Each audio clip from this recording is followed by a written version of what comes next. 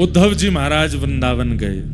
इधर देखिए सब लोग, ये बात सबको पता है कि उद्धव जी को भगवान ने भेजा था और कहा था कि उद्धव ब्रज बिसरत नाही, उद्धव मोहे ब्रज बिसरत नाही। एक प्रकार से अगर मैं कह दूं, यहां पर महाभागवत उद्धव जी का परिचय होगा इस कथा में आपको। भगवान तृतीय स्कंद भागवत में कहते हैं कि ऊपर से नीचे तक, दाएं से बाएं तक, चारों दिशाओं से उद्धव मुझसे रत्ती भर भी कम नहीं है। भगवान के 3 परम सखा हैं, सुदामा जी, अर्जुन और उद्धव, और इन तीनों में सबसे ज्यादा प्रिय ठाकुर जी को यदि कोई है तो वो उद्धव है। पर इन उद्धव जी का स्वरूप इतना गौड़ हो चुका है, ज्यादा लोग पहचानते नहीं। मेरा मन है कि इस कथा में मैं उद्धव जी को प्रकट कर दूं कि उद्धव जी हैं कौन।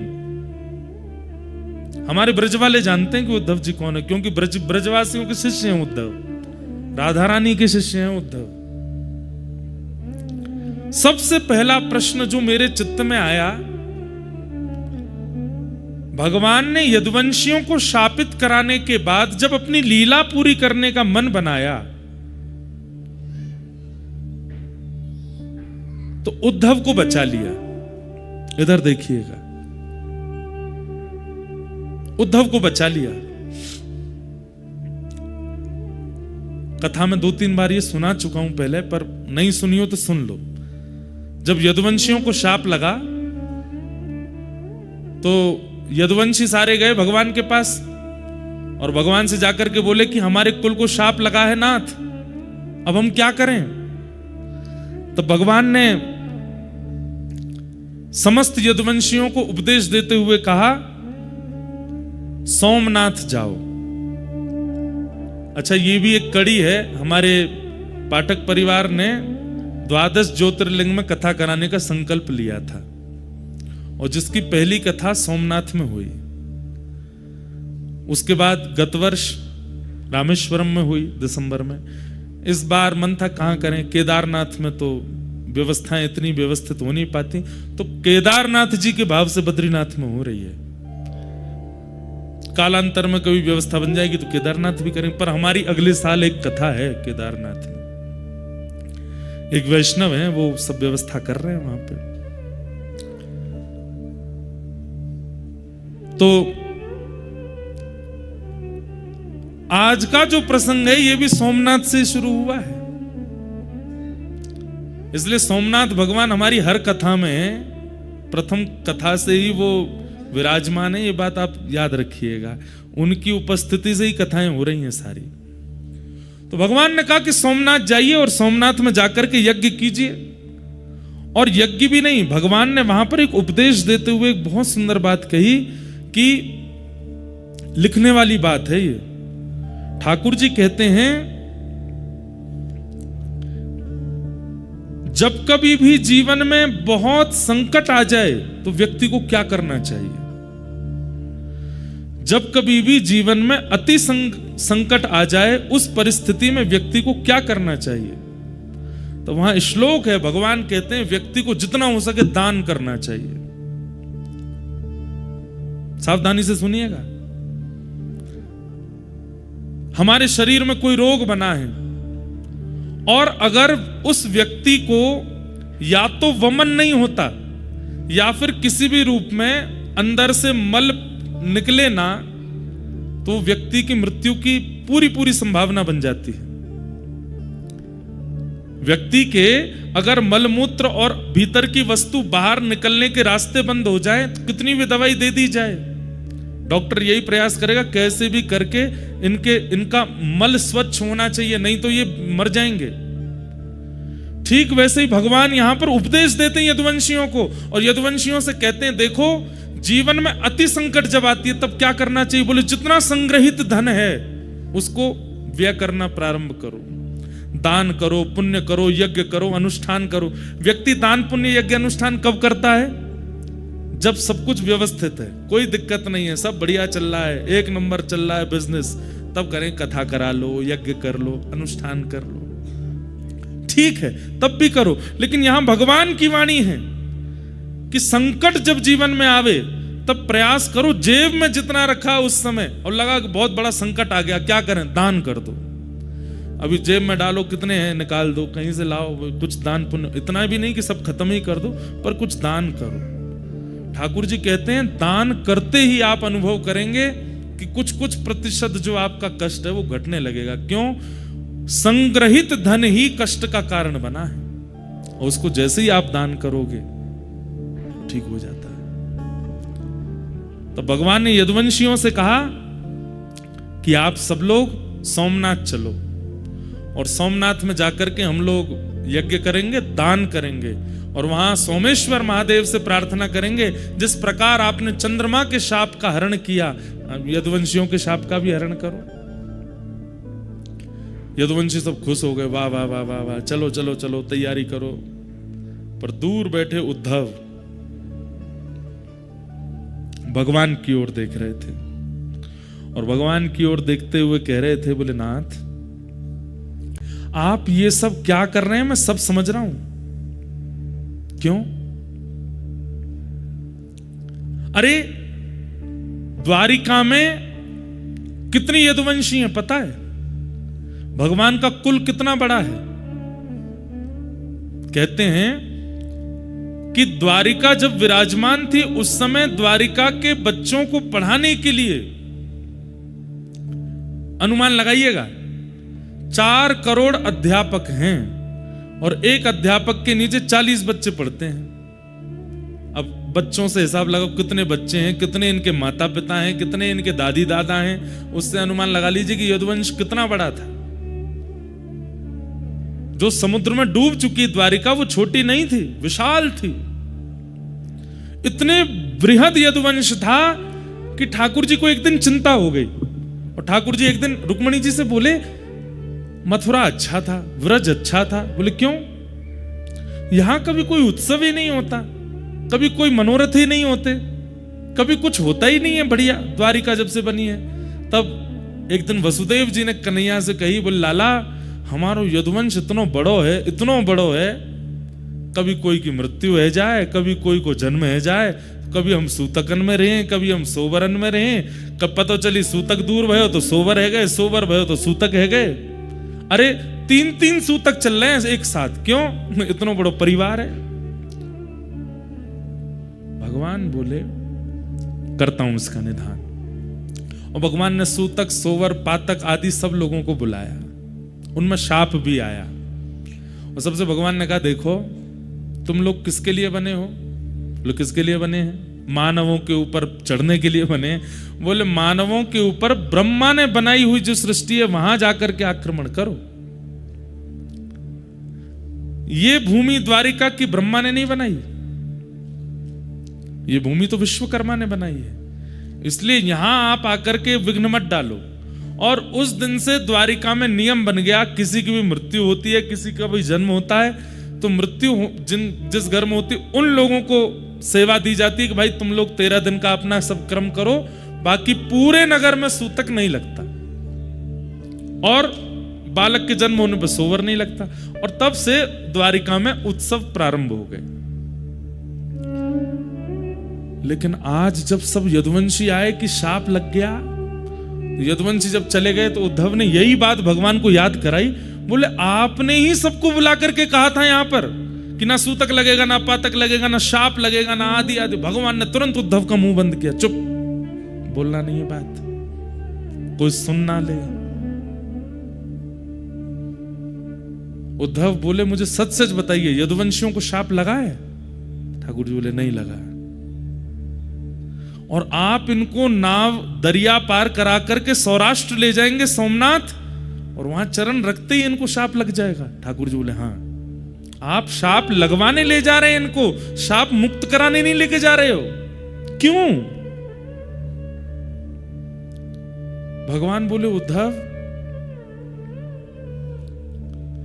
बल सुनिएगा, इतनी सुंदर, मैं तो मतलब मुझे कभी कभी ये लग रहा है मैं श्रोता क्यों नहीं हूं, मैं वक्ता क्यों हूं, इतनी अच्छी वाणी है। ठाकुर जी क्या कह रहे हैं?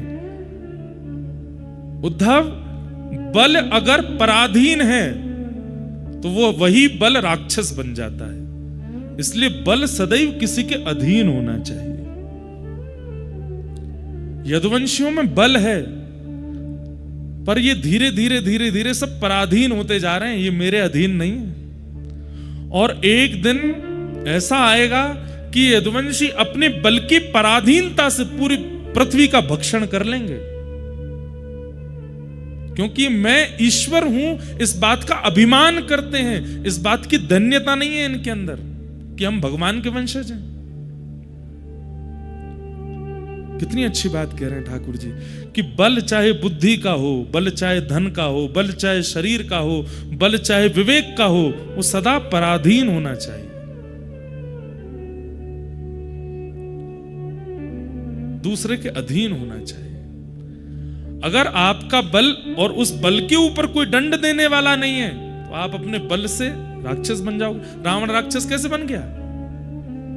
बल को नियंत्रित करने वाला ऊपर कोई है नहीं। हिरण्यकश्यप राक्षस कैसे बन गया? कंस राक्षस कैसे बन गया? क्योंकि उस बल को अंकुश लगाने वाला कोई नहीं है ऊपर। और मानव भी, हम आप सब भी राक्षस क्यों बन जाते हैं? जब हम अपने बल का, हमको कोई अंकुश नहीं होता, उस बल के ऊपर कोई पराधीनता नहीं होती।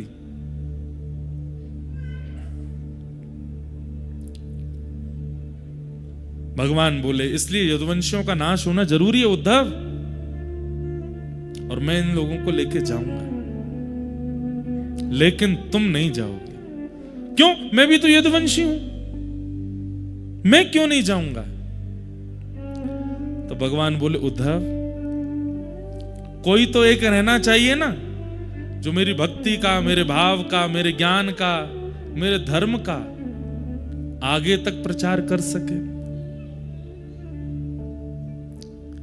और फिर इसी विषय को ठाकुर जी यहां उद्धव के चित्त में विरक्ति आवे, भक्ति आवे, त्याग आवे। और वो कैसे आएगा? उद्धव यहां प्रश्न करता जा रहा है और ठाकुर जी उसको उत्तर देते जा रहे हैं। वही उद्धव कृष्ण संवाद है।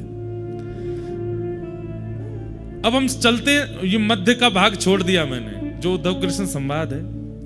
भूमिका प्रारंभ की बता दी कि उद्धव कृष्ण संवाद प्रारंभ कहां से होता है, कि उद्धव चरणों में बैठा है और चरणों में बैठ करके कह रहा है कि आप मुझे छोड़ करके क्यों जा रहे हैं? मुझे भी शाप क्यों नहीं लगवा रहे हैं? मेरा पूरा परिवार है, मैं भी यदुवंशी हूं, आप मेरे भाई हैं, ये सब मेरे चाचा ताऊ सब मेरे हैं, मुझे भी अपने साथ ले जाइए, मुझे अकेला क्यों छोड़ के जा रहे हैं? इसी ज्ञान का उपदेश देने के लिए ठाकुर जी अब यहां उद्धव को उद्धव गीता सुनाएंगे, और उद्धव धीरे धीरे प्रश्न करेंगे और ठाकुर जी उनको बताएंगे। अब चलते हैं इसके अंत में। अंत में क्या होगा? जैसे उद्धव का ज्ञान पक्ष पूर्ण हो जाएगा, भगवान उद्धव को आज्ञा करते हैं, क्या उद्धव, अब मेरे जाति द्वारिका डूब जाएगी, तुम कहां जाओगे? उद्धव जी के मन में आया कि मुझे एक ही जगह भेज सकते हैं, ये कहां? वृंदावन। क्योंकि मैं शाम तक की कह के गया था इनसे कि मैं शाम को आ जाऊंगा, और 6 महीने तक उद्धव नहीं आए थे लौट करके। और उद्धव जी ने वहां पर झोली फैला करके मांगा भी था, आशा महो चरण रेणुज श्याम हम श्याम, वृंदावने किमपि गुलमलतोषधीनाम।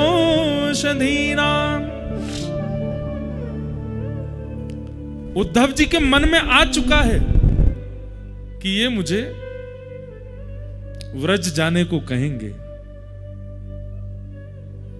और उद्धव जी थोड़ी तैयार भी उसी तरीके से होने लगे थे। भगवान बोले, उद्धव बोले कि ठाकुर जी द्वारिका डूब जाएगी आपकी जाति। बोले जी, तो मुझे कहां जाना है? भगवान बोले बता रहा हूं। बोले मुझे पता है कहां जाना है। बोले कहां जाओगे? बोले व्रज। भगवान बोले इतने योग्य नहीं हुए उद्धव तुम, व्रज की प्राप्ति के लिए तप करना पड़ेगा। और वो तप कहां होगा? बोले बद्रिकाश्रम। श्रीमद् भागवत के उत्तर महात्म्य में स्पष्ट लिखा है। बोले क्या? व्रज की प्राप्ति, वृंदावन की प्राप्ति चाहे वृक्ष के रूप में हो, चाहे मानव के रूप में हो, चाहे कोई कीड़ा के रूप में हो, चाहे किसी भी रूप में हो, व्रज में जन्म तब तक नहीं मिलेगा जब तक बद्रीनाथ में तप नहीं किया गया होगा। बद्रीनाथ की तपस्या ही वृंदावन में जन्म देती है। तो पहला प्रश्न मेरे चित्त में जो आया था कि उद्धव को व्रज क्यों नहीं भेजा भगवान ने, बद्रीनाथ जाने को क्यों कहा? क्योंकि उत्तर महात्म्य में लिखा है क्या, साधन भूमि बदरी। बद्री क्या है? बोले साधन भूमि है, और फल भूमि व्रज भूमि। बद्रीनाथ साधन भूमि है, यहां किया गया तप, यहां किया गया जप, यहां किया गया अनुष्ठान, यहां किया गया किसी भी प्रकार से भगवत सम्मिलन का अनुष्ठान, उसका फल क्या मिलेगा? बोले वृंदावन मिलेगा। कुछ दिन का प्रवास किया है, कुछ दिन नाम जप किया है, कुछ दिन रह करके कुछ किया है, एक आध दो दिन रुके हैं, तो उसके फल के रूप में हो सकता है कि अगली बार जन्म कहीं भी हो, पर बीच बीच में ब्रज आना जाना लगा रहेगा। बीच बीच में ब्रज की प्राप्ति, यह भी पूर्व जन्म के बद्रीनाथ के तपस्या का फल है। बद्रीनाथ में रह करके कोई अनुष्ठान किया है, 7 दिन का, 13 दिन का, 15 दिन का, 20 दिन का, 1 महीने का, तो उसका फल क्या मिलेगा? जन्म कहीं भी होगा, आधे से ज्यादा समय कहीं और व्यतीत करने के बाद फिर एक ब्रजवास की इच्छा आ जाएगी, और एक आयु आने पर आप ब्रज आ जाओगे। पर सब त्याग करके अपनी अंतिम श्वास तक किसी ने बद्रीनाथ में रह करके तप किया होगा। यहां अंतिम श्वास लेने का मतलब है जन्म वृंदावन में ही होगा। यहां जो भी प्राण त्यागेगा, निश्चित है कि उसका जन्म कहीं ना कहीं व्रजमंडल में ही होगा।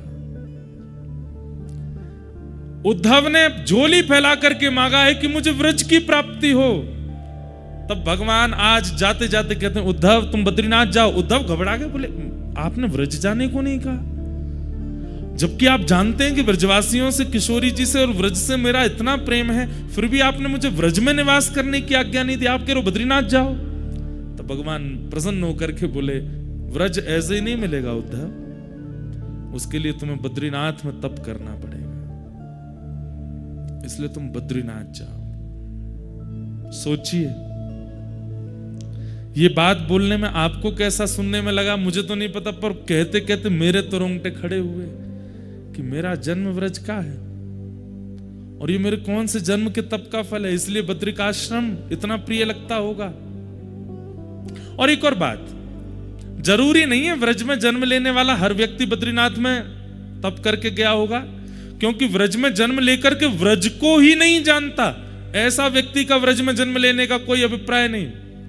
पर व्रज में जन्म लेकर के व्रज की महिमा जाने, रज की महिमा जाने, किशोरी जी की महिमा जाने, ठाकुर जी की महिमा जाने, यमुना जी की महिमा जाने, समझो वो पूर्व से बद्रीनाथ में तप करके आया है, तभी उसको व्रज मिला है। तो यहां एक रात्रि भी आप रुकते हैं, अगले जन्म में कम से कम वो 10 रात्रियों के रूप में व्रज की प्राप्ति होगी। यहां जितना लंबा समय, एक हमारे पंडित जी हैं वो तो 6 महीना धरती पर रहते हैं, मतलब नीचे रहते हैं, और 6 महीने यहां रहते हैं, ऐसा तप करते हैं, और उनको साक्षात शंख चक्र गदा पद्मधारी नारायण के दर्शन हुए इसी बद्रीनाथ में। तो जो पहला प्रश्न मेरे मन में था कि उद्धव को वृंदावन क्यों नहीं भेजा, उसका समाधान आज मिला। क्यों? क्योंकि सीधे वृंदावन ठाकुर जी कह रहे हैं ऐसे नहीं मिलेगा, वाकई नहीं, तो व्रज में बद्रीनाथ में तप करना पड़ेगा। नारायण क्यों बैठे हैं यहां तप में, उसके पीछे भी 2 कारण हैं, बहुत सावधानी से सुनिएगा। जगत नियंता जगदाधार परमात्मा को क्या आवश्यकता है तप में बैठने की, वो तप में क्यों बैठे हैं? तपस्या वो करता है जिसको कुछ चाहिए हो, या तपस्या वो करता है जो भगवत दर्शन करना चाहता हो।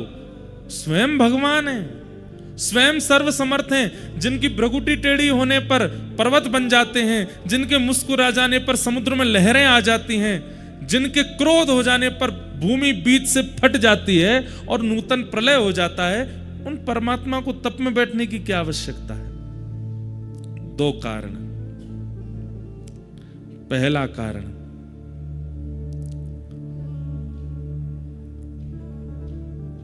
कर्म की पत्नी का नाम है तपस्या। क्या? कर्म की पत्नी का नाम क्या है? तपस्या। और कर्म और तपस्या के घर जन्म लेता है फल। कौन जन्म लेता है? फल। आपके और मेरे जीवन में ये तीनों नहीं है, केवल दो हैं। कौन? कर्म और फल। तपस्या कहां है? और बिना तपस्या के फल का जन्म होगा नहीं। चाहे आप सतयुग में देख लीजिए, चाहे आप त्रेता में देख लीजिए, चाहे आप द्वापर में देख लीजिए, चाहे वो सामान्य मानव हो, ऋषि हो, राक्षस हो, सबको तप करना पड़ता है। हम क्यों नहीं करते? क्योंकि हम सबके नाम से तपस्या बद्रीनाथ भगवान कर रहे हैं। हमें केवल कर्म कर, कर्मण्येवाधिकारस्ते मा फलेषु कदाचन, भगवान गीता में कहते हैं तुम केवल कर्म करो, फल देने की क्षमता मेरी है, फल मैं दूंगा। क्यों? क्योंकि कर्म की पत्नी तपस्या भगवान के पास है। प्राचीन काल में, अन्य युगों में बिना तपस्या किए कर्म का फल नहीं मिलता था, लेकिन कलिकाल में व्यक्ति कर्म करता और उसको फल की प्राप्ति हो जाती है। कैसे? क्योंकि बद्री विशाल भगवान यहां तप कर रहे हैं प्रत्येक मानव के लिए, चाहे वो भारत का है, चाहे वो विदेश का है, पृथ्वी पर जन्मा है तो जन्म लेते ही उसके नाम का संकल्प लेकर के बद्री विशाल भगवान बैठते हैं। तू बस कर्म किए जा, फल की चिंता मत कर, फल मैं दूंगा। क्यों? तपस्या से फल का जन्म होता है और वो तुम्हें भेजता रहूंगा।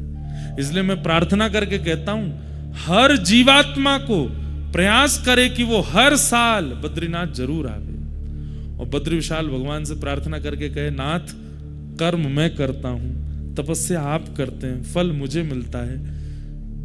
आज तक मुझे जो भी मिला और भविष्य में जो भी मिलेगा सब आपकी कृपा है, सब देने के लिए मुझे धन्यवाद। तो धन्यवाद ज्ञापन करने के लिए एक बार जरूर बद्रीनाथ आना चाहिए। तो पहला कारण, भगवान बद्री विशाल यहां तप क्यों कर रहे हैं? ताकि हमें फल मिल सके। इसलिए जब बद्री विशाल भगवान का दर्शन करो तो दो विधियां हैं। पहली विधि, अपना गोत्र बोल करके प्रणाम कीजिए। आपका नाम गोत्र क्या है? इंद्रेश उपाध्याय भारद्वाज गोत्र उत्पन्नो हम कह करके प्रणाम करो। और यदि आपकी दीक्षा किसी परंपरा में हो चुकी है तो अपने अष्टाचार्यों का, अष्टाचार्य नहीं तो 4 आचार्यों का, 4 नहीं तो कम से कम अपने पूर्व के 2 आचार्यों का। और यदि आचार्यों के नाम ही याद नहीं है तो लक्ष्मीनाथ समारंभाम नाथयामुन मध्यमाम अस्मदाचार्य पर्यंताम वंदे गुरु परंपराम। अपने गुरु का नाम लेकर के प्रणाम करो। तो क्या होता है? ठाकुर जी तप में बैठे हैं, जैसे ही आप जाकर के कहते हैं कि इंद्रेश उपाध्याय भारद्वाज गोत्र उत्पन्न करता हूं, आपको प्रणाम करता हूं, श्री कृष्णचंद्र गुरुदेव की ओर से आपको प्रणाम करता हूं, श्री गरुड़ ध्वजाचार्य गुरुदेव की ओर से आपको प्रणाम करता हूं, श्री रामानुजाचार्य गुरुदेव की ओर से आपको प्रणाम करता हूं, श्री नाथ मुनि स्वामी जी की ओर से आपको प्रणाम करता हूं, यामुनाचार्य जी की ओर से आपको प्रणाम करता हूं, सटकोप स्वामी जी की ओर से आपको प्रणाम करता हूं। तो तप में बैठे हुए भगवान जैसे आचार्यों का नाम और आपका नाम गोत्र जैसे ही सुनते हैं, एक क्षण के लिए बद्री विशाल भगवान के नेत्र खुल जाते हैं। क्यों? क्योंकि आपका गोत्र वो जानते हैं। क्यों? आपके लिए तप कर रहे हैं। जैसे ही आप अपना नाम गोत्र बोलते हैं, वे तुरंत नेत्र खोलते हैं, फिर बंद कर, मतलब एक क्षण के लिए कृपा दृष्टि कर देते हैं। तो बद्री विशाल भगवान तप में क्यों बैठे हैं? ताकि हमको हमारे कर्म का फल मिल सके। दूसरा, व्रज में ठाकुर जी का प्रादुर्भाव होता है और उस व्रज की पुनः प्राप्ति ठाकुर जी भी करना चाहते हैं। वैसे तो निरंतर ठाकुर जी वृंदावन में ही रहते हैं, कभी जाते नहीं, लेकिन पुनः जब द्वापर युग आएगा फिर से चतुर्युगी जब चलेगी, एक मनवंतर पूरा होगा, उसके बाद फिर से नंद यशोदा आएंगे और फिर से ठाकुर जी व्रज में आ सकें, उसके लिए बद्रीनाथ में तप कर रहे हैं कि मुझे वृंदावन प्राप्त हो, मुझे ब्रजवासी प्राप्त हो, श्री जी प्राप्त हो, यमुना जी का तट प्राप्त हो। सोचिए, यहां पर ठाकुर जी भी तप इसलिए करते हैं कि उनको वृंदावन मिले, इसलिए श्री बद्रीविशाल भगवान यहां तप में बैठे हैं। हरि हम कब होंगे ब्रजवास, हरि हम कब होंगे ब्रजवास। गाइए, हरि हम कब होंगे ब्रजवास, हरि हम कब होंगे, हरि हम कब होंगे ब्रजवासी, हरि हम कब होंगे ठाकुर नंद किशोर हमारे, ठाकुर नंद किशोर हमारे, ठाकुर नंद किशोर हमारे,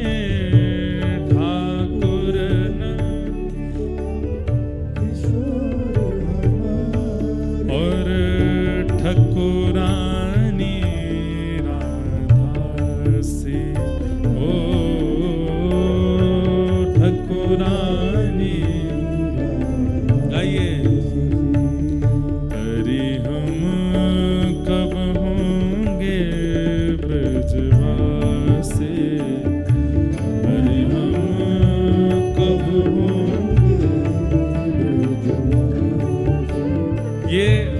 पद तो नित्य बद्रीविशाल भगवान के सामने गाने वाला है।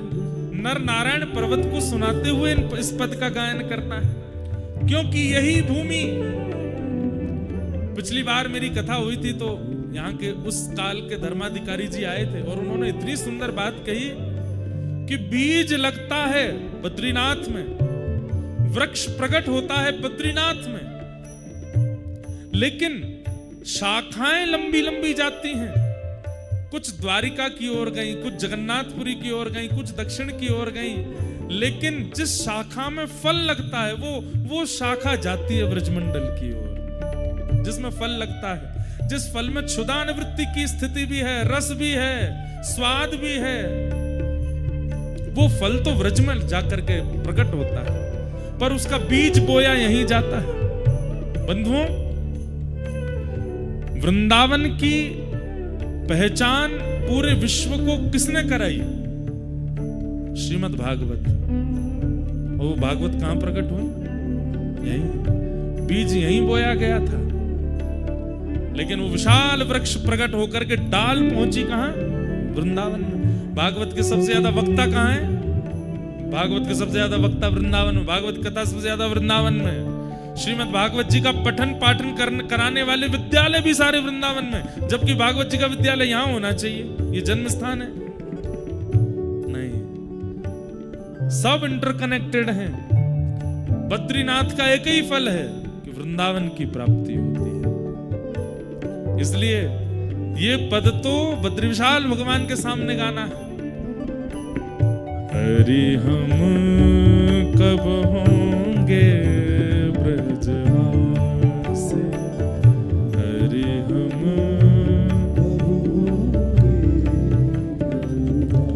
कब मिले हैं वह सखी सहेली, कब मिले हैं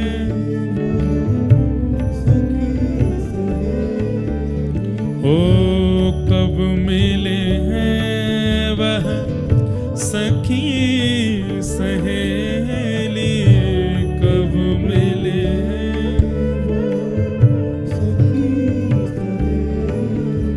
ओ हरिवंशी हरिदास, हरि हम कब होंगे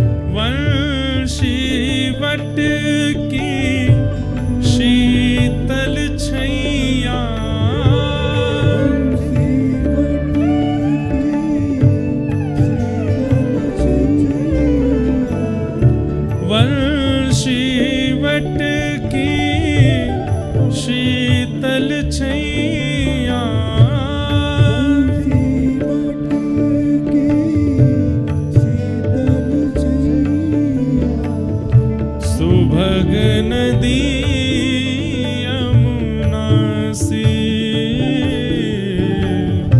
सुभग नदी हे जाकी वैभव करत लाल सा।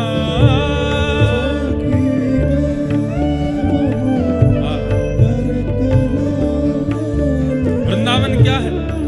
जिस वैभव के पीछे पूरा ब्रह्मांड भागता है, जिस संपत्ति के पीछे पूरा ब्रह्मांड भागता है, वो वैभव और संपत्ति भी वृंदावन की लालसा करते हैं कि अरे भैया करोड़पति बन गए, अब हमको जाके कहां ब्याह करोगे? वृंदावन में करो।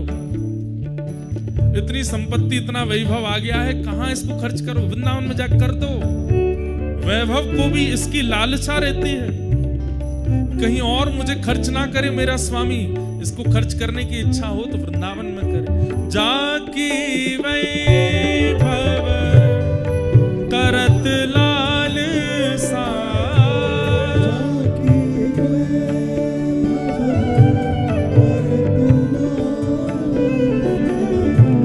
करमीत कमला सी,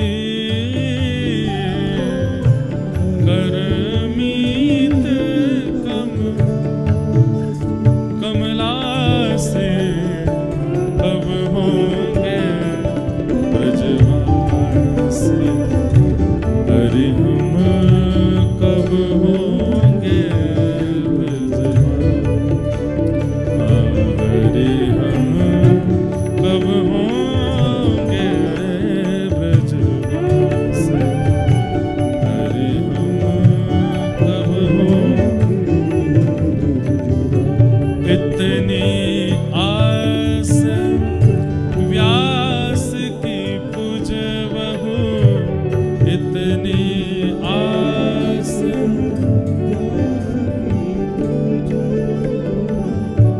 इतनी आस व्यास की पूजबहु, इतनी आस श्री वृंदा विपिन विलासे, श्री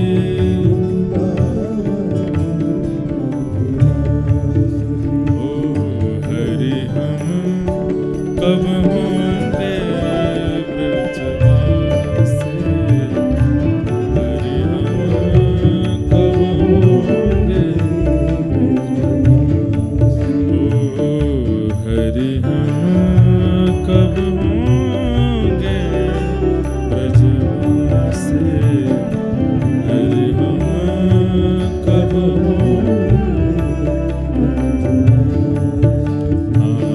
हरि हम कब होंगे ब्रजवासी, हरि हम कब होंगे। तो जाकी वैभव करत लालसा, करमीत कमलासी, हरि हम कब होंगे ब्रजवासी। उस व्रज को प्रदान करने की क्षमता इस भूमि में है और केवल इसी भूमि में है। बाकी तो श्री जी की कृपा की अभिलाषा, श्री जी कृपा करें तो व्रज मिलेगो, व्रजवासी कृपा करें तो व्रज मिलेगो, लेकिन हम तो सब कर लेंगे जिससे भी मिले। और उसमें प्रथम यही है कि वृंदावन की प्राप्ति के लिए यहां तप करो। इन 6 दिनों में जितना हो सके तप की भावना से रहिएगा। यहां पे तप की भावना मतलब ज्यादा शारीरिक सुख समृद्धियों का विचार मत कीजिएगा, और वो तो है भी। यहां पर व्यक्ति कितनी भी सुख समृद्धि लिया फिर भी थोड़ा तो तप उससे हो ही जाएगा, कुछ नहीं तो नहाने तो जाएगा, तभी तप हो जाएगा।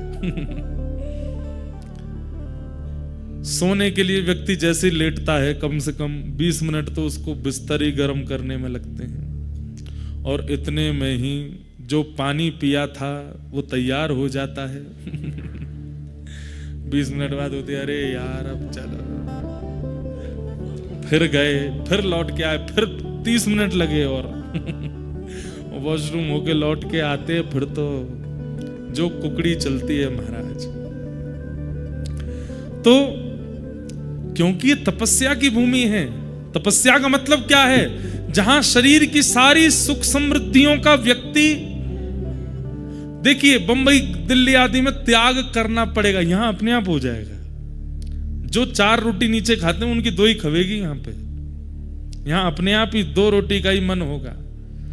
जो पानी तो बहुत ही कम पीने को होता है, आज जिनकी करवा चौथ है माताएं, यहां तो सहज ही हो रहा होगा करवा चौथ पानी की प्यास ही नहीं लगती। क्यों? अब जल इतना खर्चे ही नहीं होता है, पसीना ही नहीं आते, थकता ही नहीं व्यक्ति। लेकिन फिर भी दिक्कत तो हो ही रही होगी कई माताओं को, क्योंकि मौसम बहुत ठंडा है, सांस लेने में चलने फिरने में दिक्कत तो होती है। पर फिर भी ये तपस्या की भूमि है, यहां सुख का विचार नहीं करना है। एक बात हम कहें, करिएगा अगर मन हो तो सुबह ब्रह्म मुहूर्त में यहां उठ जाइए और कम से कम डबल टोपा पहनिएगा, 2-2 हाथ में ग्लव्स और नीचे 5-6 जोड़ी जुराब और 3-4 जैकेट और सब डाल करके नर नारायण पर्वतों का दर्शन कीजिएगा। नित्य कीजिए, 1 दिन करो, 2 दिन करो, 3 दिन करो, कुछ अनुभव होगा। सप्त ऋषि भ्रमण करते रहते हैं यहां पर, कैसे कैसे आचार्य हैं, कैसे कैसे पूर्व संत हैं। कभी कभी आपको ऐसा लगेगा कि हमारी कदकाठी का व्यक्ति नहीं है, इतना ऊंचा व्यक्ति यहां कहां से घूम रहा है। घबराइएगा नहीं, उनको दिख जाए तो वो यहां भ्रमण करते हैं, निवास करते हैं। सब देवादिदेव महादेव भी यहां आते हैं। केदारनाथ में आरती होती है, उससे पहले यहां आकर के बद्री विशाल भगवान का दर्शन करते हैं, केदारेश्वर भगवान, फिर जाते हैं वहां आरती कराते हैं अपनी। तो ये भू वैकुंठ है, ये पृथ्वी नहीं है। यहां पर अनुभव हो सकता है ठाकुर जी का, इसलिए बहुत सावधानी से यहां कुछ कुछ अनुभव करने का प्रयास कीजिएगा। लेकिन ब्रह्मचर्य का पालन जो लोग नहीं करते, आचार विचार की शुद्धि नहीं रखते, उनको दर्शन होते भी नहीं है। वो तो बीमार और हो जाएंगे सुबह उठ गए जल्दी। तो इस भूमि का फल क्या है? व्रज भूमि। यहां किए गए तप का फल है व्रज की प्राप्ति। तो भगवान ने इसलिए उद्धव को व्रज नहीं भेजा। उद्धव को भगवान आज्ञा करते हैं कि तुम बद्रीनाथ जाओ, और बद्रीनाथ जाने से पूर्व बद्रीनाथ जाने वाली की स्थिति कैसी होती है, वो कैसा बने तब बद्रीनाथ जाए। एक प्रकार वही यहां पर भगवान उद्धव को समझा रहे हैं, वही उद्धव कृष्ण संवाद है। अगर मैं कह दूं तो कोई अतिशयोक्ति नहीं, उद्धव कृष्ण संवाद को यदि किसी व्यक्ति ने सुन लिया तो यह भी हो सकता है कि 6 दिन बाद उसका घर जाने का मन ना हो।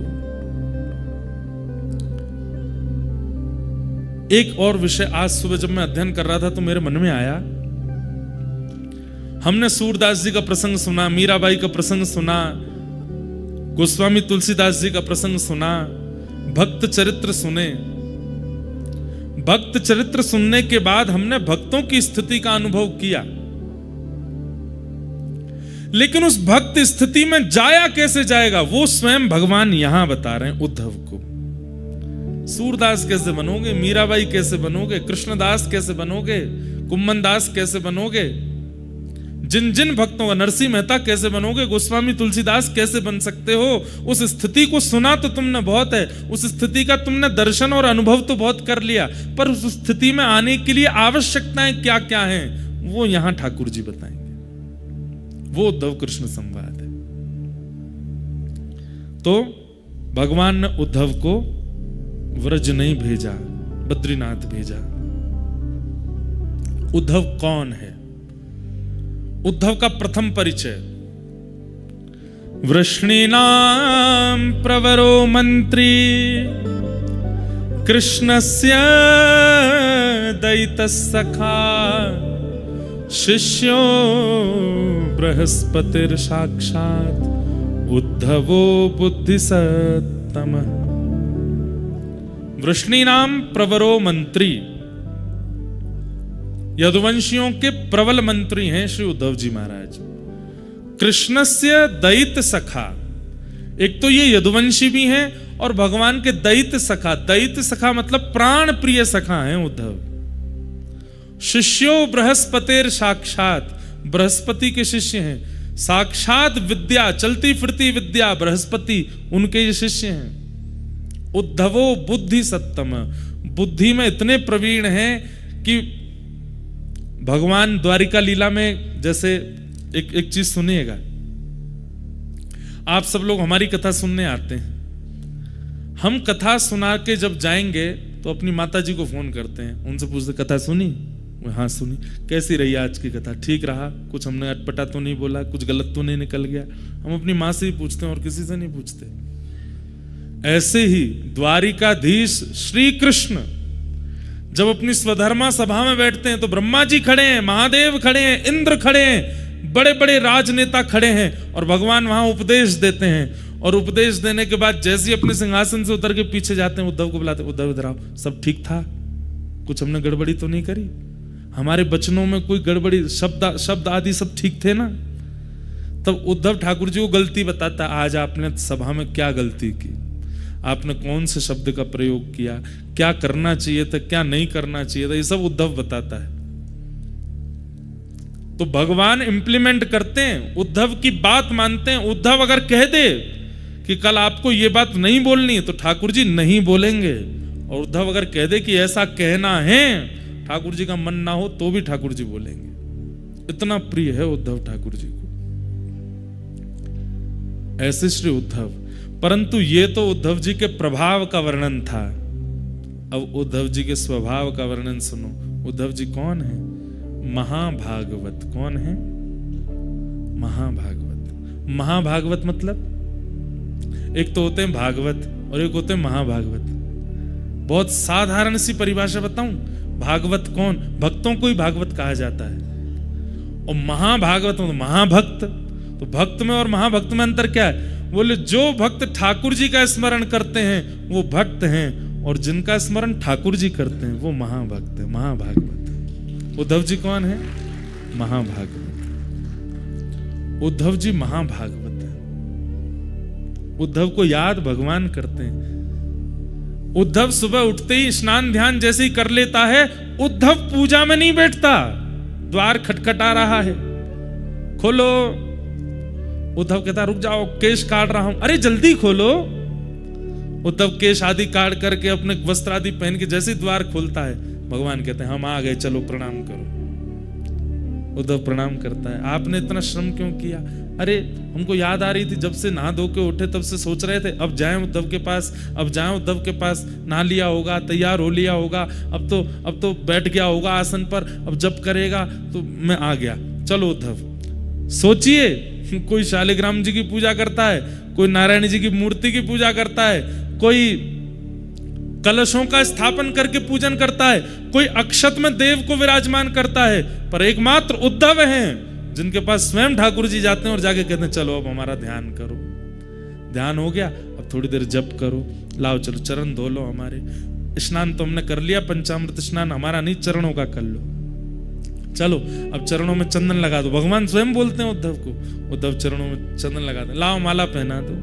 माला पहना देते हैं। अब चलो आशीर्वाद ले लो, आशीर्वाद ले लो, आरती करो हमारी, चलो आरती कर लो, भोग लगाओ, नैवेद्य रखो। उद्धव के नैवेद्य ठाकुर जी पा लेते हैं। अब ये भोग हो गया, पालो। पा लिया, चलो हो गई पूजा संपन्न। बोले जी चलो अब चलते हैं आगे। ये नियम है, क्रम है रोज उद्धव का। रोज ठाकुर जी जाते हैं अपनी पूजा कराने उससे। इतना प्रिय है ठाकुर जी को। ऐसा कौन सा लक्षण है, ऐसा कौन सा गुण है उद्धव में जो कि वो ठाकुर जी को इतना प्रिय है? उन्हीं लक्षणों का वर्णन यहां पर उद्धव जी के पहचान में नवयोगेश्वर संवाद में राजा निमि को बताते हुए योगेश्वरों ने बताया। महाभागवत के लक्षण क्या है?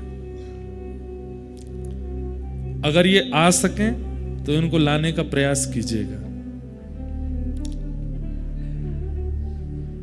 महाभागवत का प्रथम लक्षण, सर्वभूतेषु यः पश्येत् भगवद्भावमात्मनः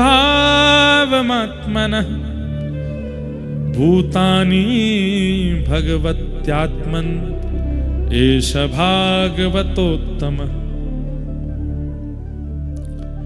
भले ही प्रकट रूप में प्रस्तुत नहीं करता, लेकिन उसका हृदय ऐसा ही है। कैसा? सर्वभूतेषु यह पश्येत भगवद भावमात्मना, आंखों के आगे दिखने वाली हर वस्तु में यह विश्वास करता है इसमें भगवान है। ध्यान से सुनिएगा, इधर देखिए सब लोग।